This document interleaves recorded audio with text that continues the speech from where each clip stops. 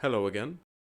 Fancy seeing you here. You know, after making the Chivalry 2 video, I was struck by an odd feeling. I had spent over 150 hours placating and tolerating man-children who are alien to such concepts such as loving relationships, healthy diets, exercise, or a shower.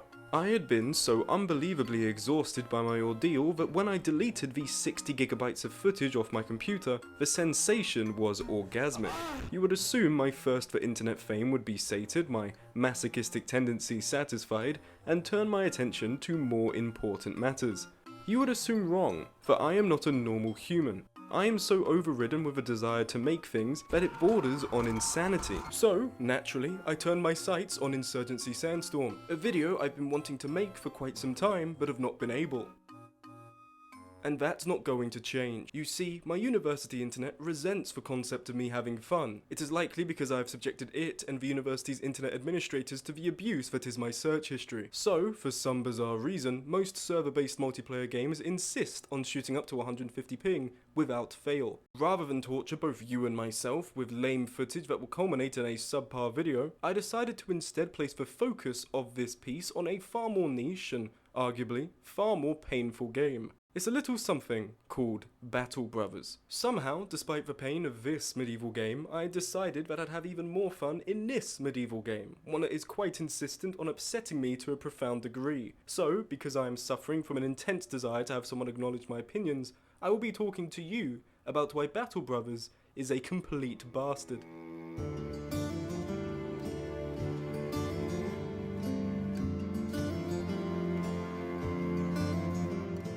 Battle Brothers is a tactical RPG in a similar vein to games such as XCOM and Darkest Dungeon, titles that involve the player commanding a cohort of hapless souls in a campaign against mighty adversaries and realizing they're quite bad at it. While Darkest Dungeon has you fighting against the aftermath of a French person's dastardly deeds, and XCOM pits you against an overwhelming alien invasion to prevent human infatuation and eventual surrender through big snake breasts, Battle Brothers is a game of a different breed. Battle Brothers takes place in the war-torn dystopian state that is the United Kingdom. After Rishi Sunak gutted the NHS and revived Margaret Thatcher from the dead, throwing the British people back into the Dark Ages, you decide to make a living for yourself that doesn't involve spending the rest of your days feasting upon whatever horror Kay's kitchen has produced for the population. So let's see what it tastes like.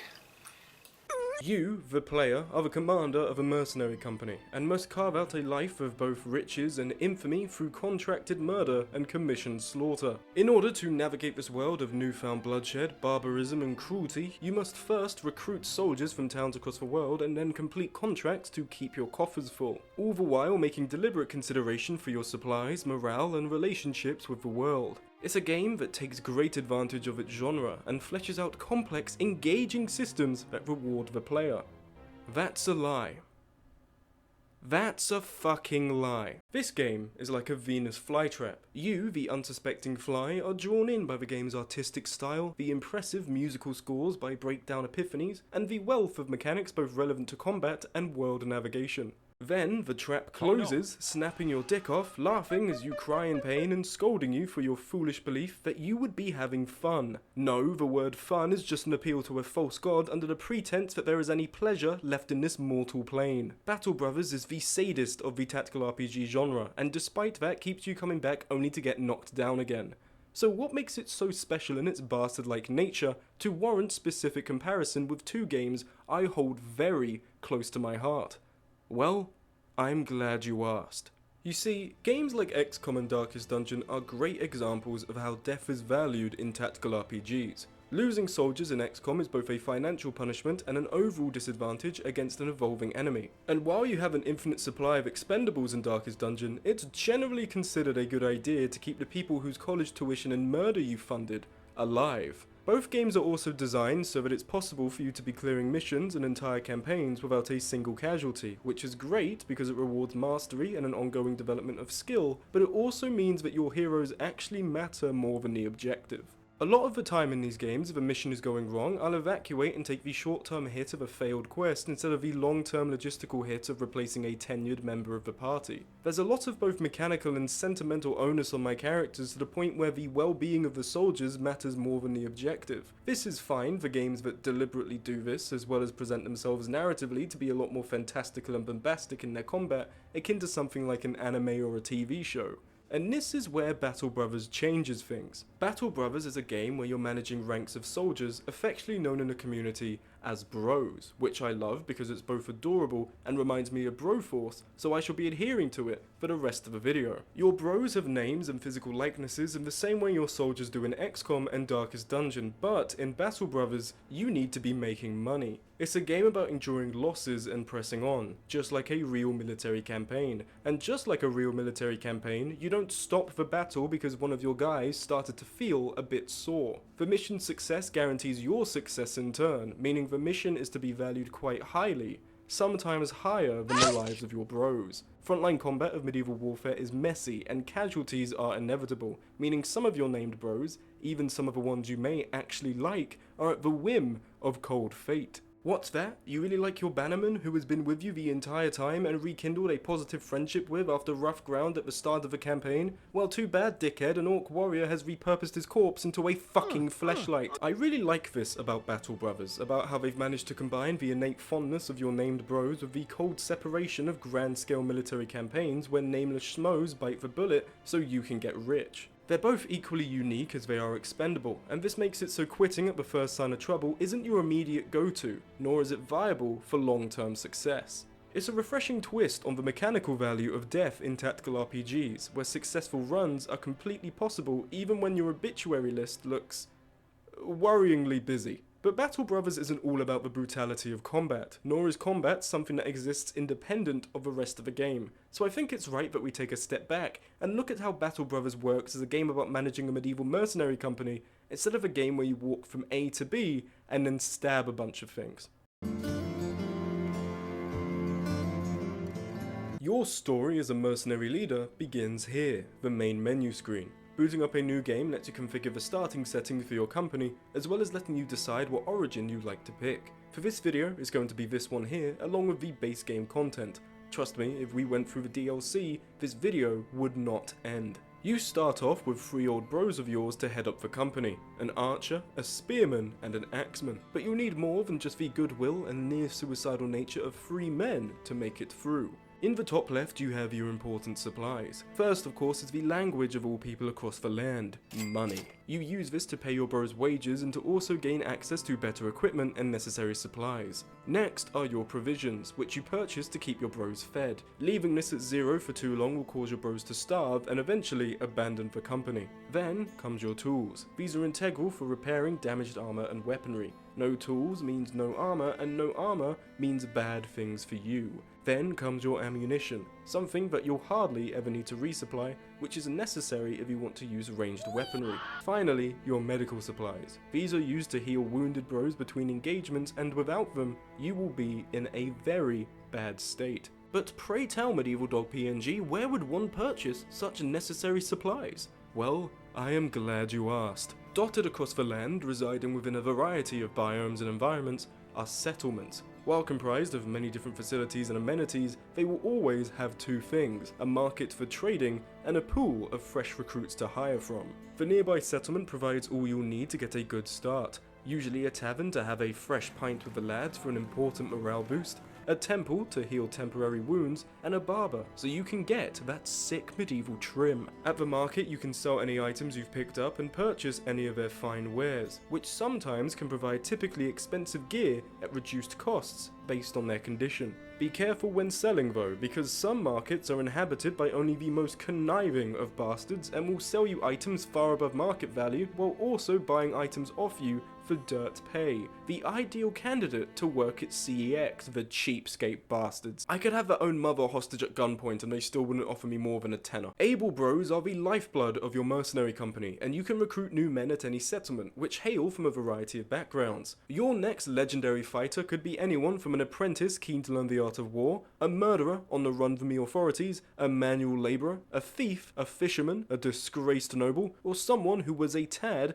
too enthusiastic about cock and bull torture. On your journey to medieval infamy, these backgrounds will become important in navigating certain events and scenarios that you'll encounter at random. On my travels, my company came across a group of men flogging another individual. It turns out that the flogged man is a close relative to the perpetrator of the Enumclaw horse sex incident. We leave a pony philanderer to receive his just punishment before one of the bros that used to be a butcher cuts some meat from the horse carcass to be used as provisions. I promptly disposed of the horse flesh laden with a man's juices of passion, but appreciated the gesture nonetheless. Later on in a settlement, an old man approached us to go and steal some fingers from a particularly popular carcass. I asked the butcher to go and stealthily relieve the cadaver of a couple of his fingers, in which he turned to me, said he had a different idea, and cut off his own finger and sold it to the old man for half the money. In another scenario, I recruited a murderer on the run for his proficiencies in maiming his fellow man. Rather foolishly, I forgot to focus on the on-the-run part of his background, and was caught off guard when during a mission I was approached by a cohort of noble soldiers to arrest the murderer in my ranks. My refusal to hand over the killer led to the entire south side of the map seeing me as an enemy, but it was worthwhile to keep a skilled and loyal bro in our ranks. That is, however, until he attempted to kill one of the company. Turns out I also forgot to mention the murderer part of his background. We flogged him, he got pissed off, and then he left for good. Now I had made an enemy with the entire south side of the land and multiple mercenary companies for a bro with loyalty rivaling that of a negligent father. I tell you these stories because I was surprised by how responsive the world is to your actions as a mercenary company. Having my bro's backgrounds help me succeed on skill checks across many different scenarios added to this sense of emergent storytelling. My mercenary company's reputation and the events that transpired within its ranks were a direct result of mechanics interfacing with one another to produce unique results. Knowing that the wolf pelt I just got an extra 100 coins for because I hired a merchant to be in my team that then haggled a higher price on my behalf reassures me that my choices really do matter. And this interaction of world and gameplay is also evident in your bro's emotions. All your bros have a mood meter. For the most part, they'll be contented, the base stat where they're okay with all that's going on, but this can go up and down based on the circumstances. No food in the pantry? That's gonna make people a little bit uneasy. Haven't been paid for a few days? They're gonna get a little heated. Attempted to help a child fix a sword and accidentally in the process kill said child by crushing them with blacksmith equipment? Now that is what we call a morale boost. The world isn't just responsive through your characters either. Every settlement has events going on that affect their ability to trade, the number and type of recruits available, as well as tavern activity. Settlements can be host to anything such as problems with brigands, town holidays, or reconstruction projects that increase the value of any building resources in your inventory. What they sell is also affected by the settlement's industry and their location on the map, such as the barren snowy tundra or the sweltering open plains. Your company also has direct relationships with the free noble houses across the land and the individual settlements and cities between them, which affects prices of items at the market, as well as ability to negotiate contracts with clients. This is affected through completing assigned quests, but also how you interact with these factions in encounters. You could be extremely charitable and try to bring a small bit of altruism to the hallowed corners of the United Kingdom, or you could represent every Londoner everywhere and use the secret ingredient. The secret ingredient is crime. Whether you're robbing every caravan you cross, or if you're letting an old man sit at your campfire to tell war stories,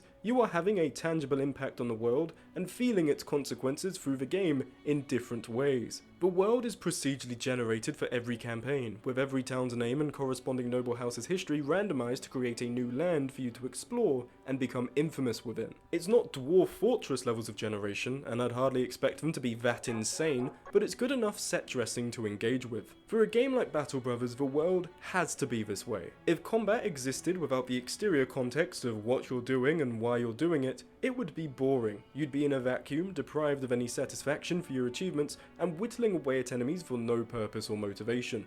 A responsive world produces emergent storytelling, where every run is tailored to me and how I'm playing the game, which then interfaces with the combat in a satisfying manner. Speaking of the combat,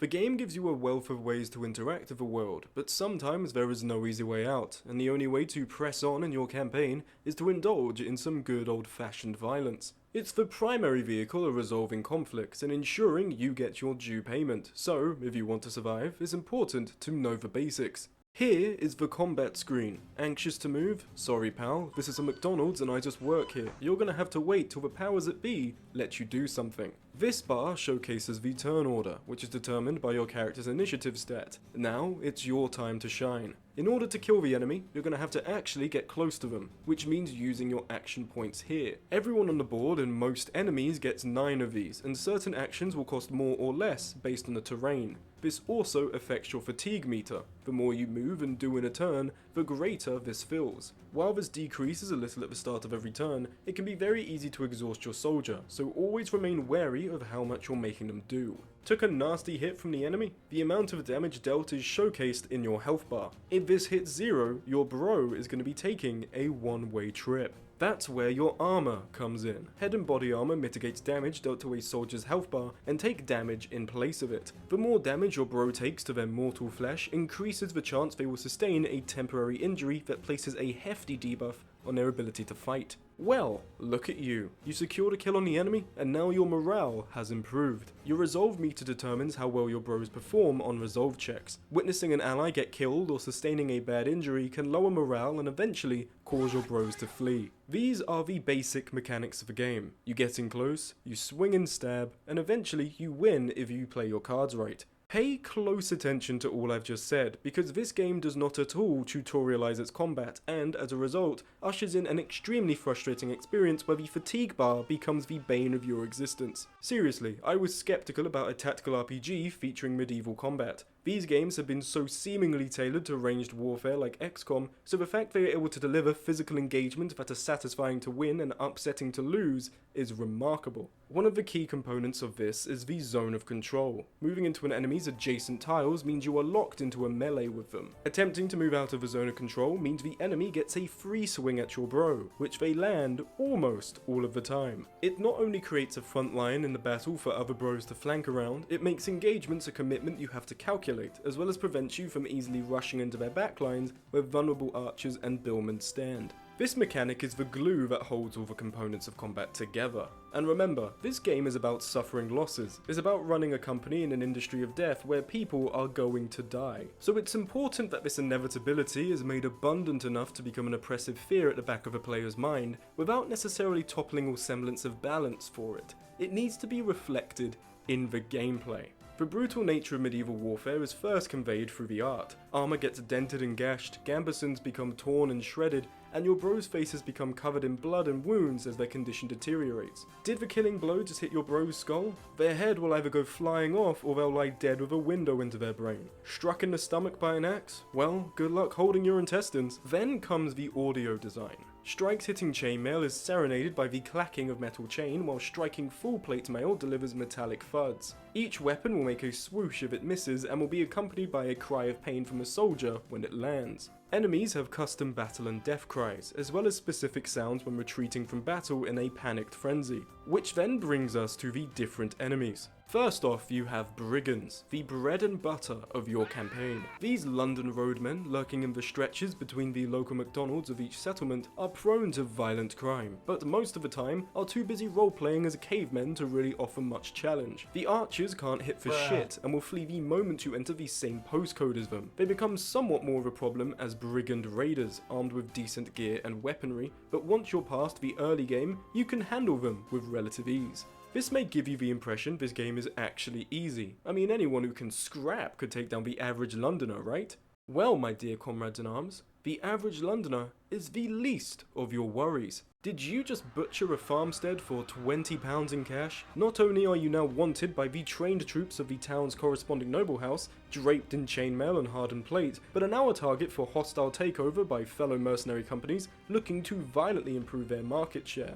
And your problems only start with well-trained violent humans. Has the land been invaded with orcs and goblins, burning down and pillaging all of good society? You're going to be dispatched by medieval Nigel Farage to deal with them, because the rest of the world are clearly not sending their best and brightest. Extremely aggressive and relentlessly violent, orc soldiers will charge your front line and send bros flying. They can deliver both a stunning blow and a pulverizing strike in a fraction of a second, and they can do this to close the gap on fleeing enemies multiple times. They hit extremely hard, delivering lethal blows to both your bros and your company's morale. If you're not prepared, these orcs will decimate your entire front line and feast on your billmen for dessert.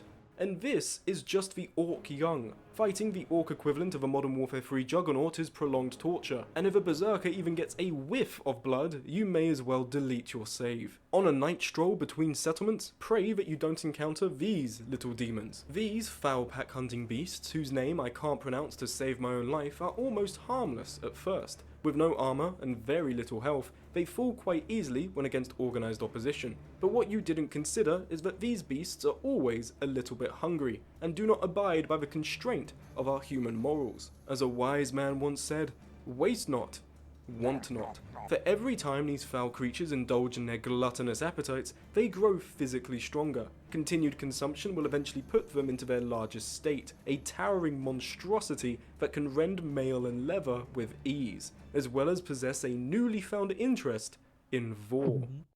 It's for this reason that I strongly recommend this game to Shammy TV, who, on Twitter, reposted a piece of art depicting one furry character being swallowed by another's penis. They are yet to apologise for the irreparable mental damage caused to me specifically, and this is but half of the overall enemies that have differing tactics and approaches to bringing your mercenary dreams to a very bloody end. What I like about this is that in media, typically fantasy monsters are so often narratively portrayed to be these terrifying and abhorrent affronts to God, but mechanically are not at all imposing and are just a reskin of any other enemy grunt you can find. Popular media has turned orcs from savage marauders that can butcher tens of trained men into cannon fodder with a different skin tone. Having monsters be actual monsters not only encourages decision making in the contracts you have to do instead of just blindly agreeing to all of them, it adds a complexity to engagements that motivates decisive movement and implementation of necessary combat skills to thwart a specific enemy. The fact brigands are on the bottom rung of your problems only further shows how disadvantaged humans are against these enemies in the world of Battle Brothers,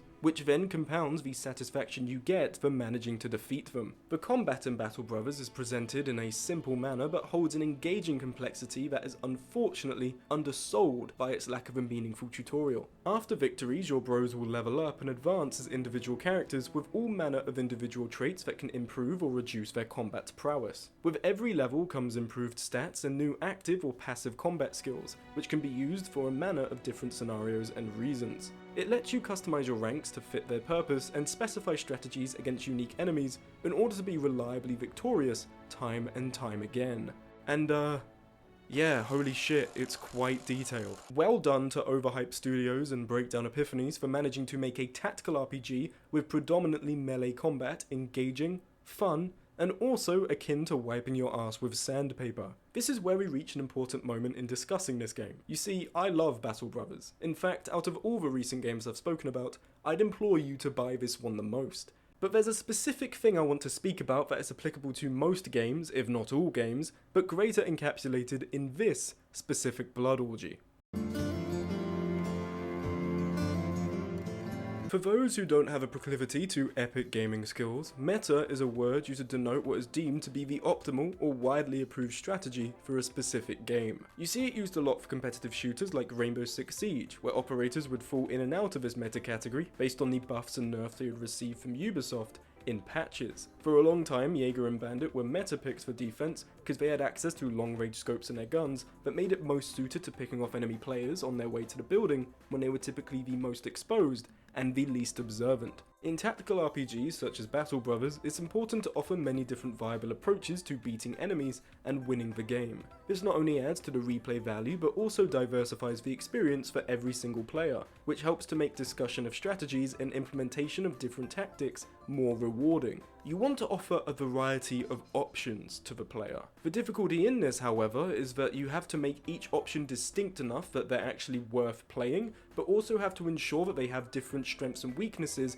that that are balanced overall to make every one of them equally viable. This is hard enough for most games, but when you're developing a game that has high difficulty and punishing consequences intrinsically tied into the IP, you are now trying to balance multiple plates while defusing a bomb with your feet. Trust me, I've been there, it's not easy. Battle Brothers lets you use builds, combinations of abilities and stat bonuses that can categorize your bros into your determined subclasses to be used in a strat. For instance, bros at the front line are the most vulnerable to taking damage from multiple enemies. This can be dissuaded with the Shield Wall ability, which increases overall melee defense so you're harder to hit, but drains a very big chunk of your stamina. If you want to be able to do this for more than 2 turns before you're completely exhausted, you want to be putting a lot of points into your melee defense, your fatigue, and your health meter. You then want to combine this with abilities such as Shield Expert, which buffs your defensive stats when using a shield, and Brawny, which reduces the overall fatigue debuff you receive from the weight of your armor and weaponry by 35%. This creates a tank, a soldier who isn't specifically skilled in killing the enemy, but more so stalling them for your backline to do the big damage. In addition to your build, you have different weapons and armor sets. A tank would typically be wearing something heavy like a mail halberd in the late game, which does heavily reduce your fatigue meter, but also increases the bro's longevity in the heat of battle. Mixing and matching different weapons and armor sets with different builds creates a great number of combinations that can make every campaign specific to you. Which is where the problem starts. You have a wealth of tools at your disposal, different armor, different weapons, different skills, and I can somewhat conclusively state 75% of them are not worth your time. A javelin hitting me is about as likely as a woman ever loving me, which, just to clarify what argument I'm making here, your mother rejected me last night, and I'm very ashamed. Ranged weapons are extremely weak, they can't hit my front rank because my shields deflect them, and they can't hit my back rank because they're hidden behind the shield-wielding front rank. This also works conversely, because enemies get harder, meaning they have more shields, meaning they are harder to hit, meaning, for the most part, my archer isn't fighting for his life, but instead fighting to be considered fucking relevant. The pike is quite literally the thermonuclear device of this game, and if you have 5 guys of them hidden behind 7 guys with shields, you will clear virtually every combat encounter with relative ease. Not to mention that having someone enter the fray without a shield will lead to inevitable armor repairs and medical injuries, meaning I'm draining more supplies than necessary, which means I'm spending more money than necessary, which means it is not as viable as having everyone on the front use a shield and everyone on the back use a pike. This is only exacerbated when you remember that Battle Brothers is a game designed to fuck you in the arse if you're not playing strategically, meaning that playing the meta is quite literally the only reliable method to winning the game, and I am playing on fucking easy. There comes a point where playing on higher difficulties just isn't fun beyond a deliberate challenge run. As difficulty increases, your available options disappear, and the variety of choices the game gives you converge on shield walling with tanks and doing the big damage with pikes and axes. Now, I've been in the Discord, and evidently there are people out there who have played this game far longer and know far more. They may even disagree with me on this, which, despite my infallible and unfailing intelligence, I actually don't find unreasonable. Perhaps they've had better luck than me leaving the security of the shield wall. However, I've already felt the humiliation of being killed on my first contract by a bunch of illiterate alley hooligans, and let me tell you, shield walling prevents me revisiting that trauma ever again. This meta comes down to the contracts as well. The best one to get is Caravan Escort, which is where you ride with a caravan from one destination to the other and get paid upon arrival. The reason this is meta is because, unlike the other contracts, fights aren't guaranteed, meaning a lot of the time you get paid without having to then spend any money on repairs or replacements, not to mention that if you do get in a fight, you have a wealth of expendables to be taking the blows for you. Additionally, when considering contracts, one big flaw I found is that anything remotely related to undead hordes just shouldn't be done. Let me introduce you to the aneurysm-inducing entity known as the Geist. Geists are ghosts that sometimes spawn with undead hordes, backline units with extremely low HP and virtually no melee defense, but can matrix their way around arrows and deal damage specifically to your resolve. From ridiculous ranges, they will embody a terrified child in Among Us VR, hitting everyone in range of the shriek with a resolve check. Trying to get close to them is impossible because they will just FNAF jump scare you into running away, which can seal the fate of any of your bros if they're locked in melee combat. The game wants you to subvert this by spending your level up points into stacking resolve, meaning you're more likely to pass the resolve checks and therefore get close enough to kill the Geist. The problem with stacking resolve is that it is of all the stats to improve, the most useless one. In Battle Brothers, you should be preparing for every eventuality, including someone dying. But why would I waste my level up experience on remedying a bad outcome instead of preventing the bad outcome altogether? Why should I waste my points improving someone's resolve check on someone else dying when I can instead put those points into making sure no one dies anyway, meaning we don't get a resolve check? This strategy is universally applicable to a wide host of enemy types. Stacking your resolve stat is something that is only specifically viable for one enemy type that can directly hit your resolve without needing to kill anyone beforehand. I will immediately nope out of combat with them because the potential game over and the cost of numerous casualties is more of a long-term deficit than me just cancelling the contract and doing something easier that will pay around as much cash. Geists are an extremely broken enemy that are not worth trying to counter with specific builds at all, because it puts you at a disadvantage when fighting literally any other enemy. Some of you may be inquiring as to how this can be remedied, as to what great ideas my infinite intellect has conjured. And I have to tell you, I don't fucking know. Did you come here for solutions, proposed mechanics to fix this very complex problem? Look, I'm a guy who makes videos to espouse his opinions to people who don't care and fantasize about having sex with anthropomorphic animal women. I am not qualified to operate a microwave. But, despite my rage, Battle Brothers remains one of my favourite games in my library. It allows for you to tell your own story, presented with a unique visual style in a procedurally generated world that makes every playthrough different, with a configurable experience that provides meaningful challenge. A lot of games that market themselves around their difficulty neglect to remember that ultimately a game needs to be fun, and they become so obsessed with being death marches that there's no sense of achievement or reward in participating. Sometimes when Battle Brothers decides to punish me for my hubris and makes both a band of orc warriors spawn to my north and a band of brigand raiders spawn to my east, okay, yes, I'm going to get a little feral. But ultimately you have the tools to recover from setbacks, and it's euphoric to be able to do so. And if this isn't enough for you, what about the wealth of downloadable content available that adds new layers of complexity and replayability? Oh, scratch that. What about the pages upon pages of mods that completely overhaul the game? New gear, new backgrounds, new origins, new enemies, and even, get this, women.